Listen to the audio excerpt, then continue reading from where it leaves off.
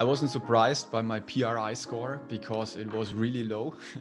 And that was exactly the way I felt. The score is basically subdivided in different parts. It's kind of like a map which highlights different areas which has to do with resilience, like emotional literacy.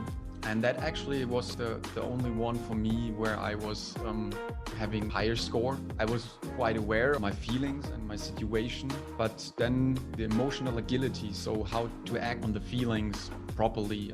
This was a nice insight for me. It took me a step further already by just looking at the PRI score. So for me, it was like being able to navigate, to do something about the situation, to not just be passive and helpless. So that was really good. It was interesting to have this quite abstract word of resilience or concept of resilience mapped out in parts that made it way easier to think about my situation and where do I need to look.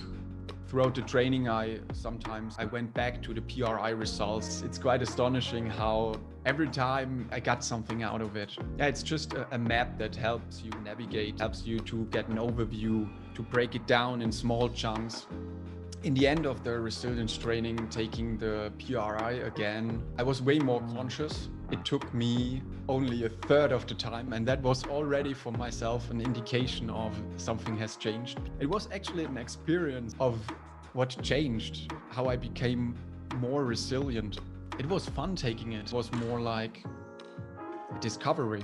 And taking the test actually felt great. My score was completely the opposite to the first time. And for me, it showed that it was my mindset who changed. It's not that I don't have struggles anymore.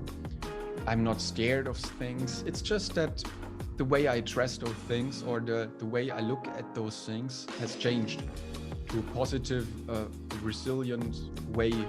And and finding that out, it felt great.